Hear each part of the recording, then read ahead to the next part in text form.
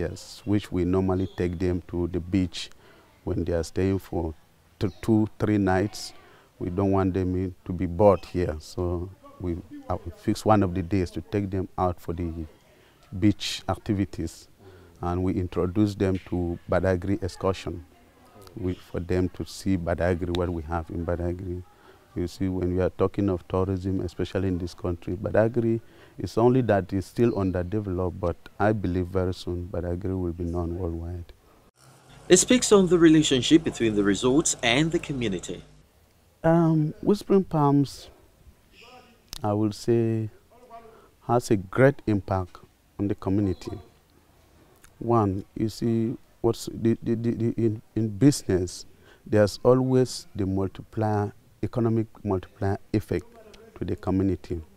You see, like presently, a school of 4 classrooms has been built for the Ekpeme community here, very close to us, and a vocational center which will be training the youths on various artisan works is also coming up, which the school will soon be handed over to the community, to the government, Lagos State government.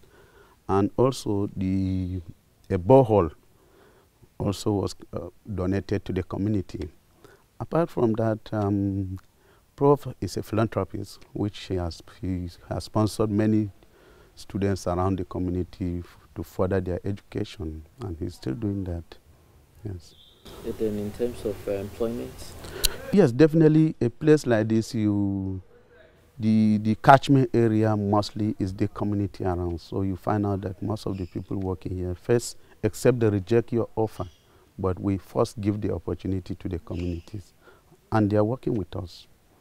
On why Nigeria tourism is not ranked among top 10 in Africa, in spite of its numerous potential, he feels the government is to blame.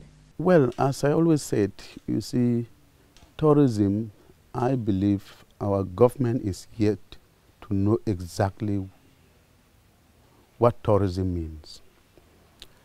As far as I'm concerned, as I told you, I've been working here for the past 10 years. I've not felt the impact of government. The only thing government is after is taxes, to collect their tax. Government should go further. Our roads are so bad. No electricity. We are spending a lot of money on diesel.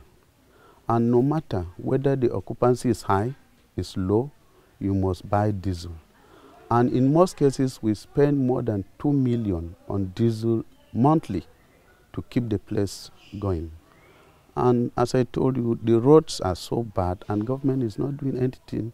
Last time the Imeke Swamp contract was awarded, but presently it has been abandoned, which Prof has written the state government to come to our aids.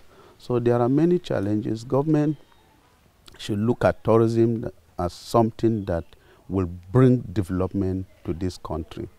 There are many countries that they don't have oil, they don't have any other mineral resources, but they are living on tourism. So government should encourage the private sector in terms of tourism development.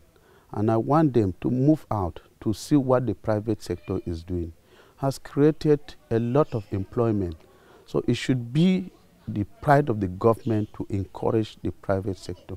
If there are some incentives for the private sector to move the tourism industry up for the benefit of this country. We cannot all depend on oil, and we cannot all be employed in the oil sector. We cannot all be employed in the central bank. So definitely, hospitality industry is one of the key industries government should look into and develop it to create employment for the masses.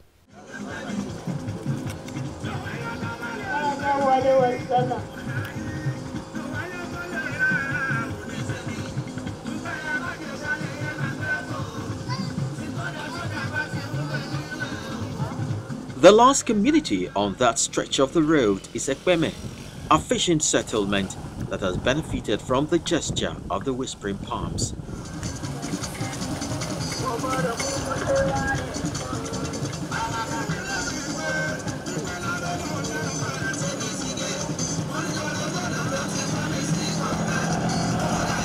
The jetty here leaves much to be desired, and only little has been done to improve the waterfront. While the adults are getting ready for the day's fishing expedition, the little ones try their hands on some shrimps and crayfish.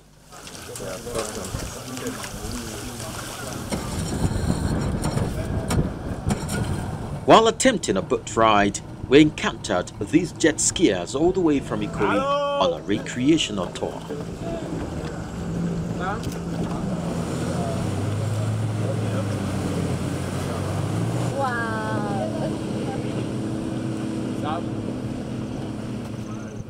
In the words of Talib Rifai, Secretary General, World Tourism Organization, each time we travel, use local transport at a destination or buy product from a local market, we are contributing to a very long chain that creates jobs, provides livelihoods, empowers local communities, and ultimately brings in new opportunities for a better future.